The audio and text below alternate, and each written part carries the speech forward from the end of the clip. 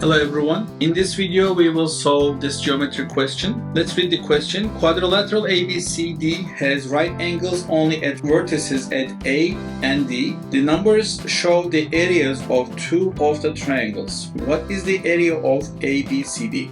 Please don't forget to subscribe to our channel and hit the like button if you like this video so we can reach more people. Let's get started.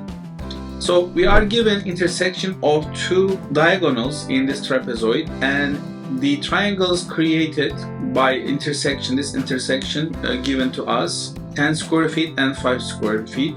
Since they have the same base on this side, on the trapezoid diagonal, we can see that we can use the similarity of these triangles. So there is a ratio to B, call it, let's say, to B ratio, and therefore the areas are 2 times related. So I will draw another auxiliary line here and I will turn this into a rectangle, and we can see that the total area of this triangle, which is 15 square centimeter total, is going to be half of the rectangle that we generate here. So this triangle also will be 15 square centimeter, and because of this base is right here, bottom base of the trapezoid, if we call this T, it will be copied to the upper side, and because of the ratio 2:1 ratio, the bottom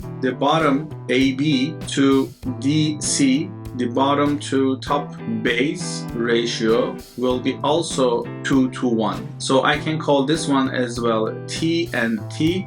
So since they have the same height, if I call the height H, and this triangle, right triangle we just generated by using this auxiliary line, will be also 15. It will be congruent basically. This serves as also bisector and divides this triangle into 2 halves, and this will be also 15 square centimeter, and the total area will be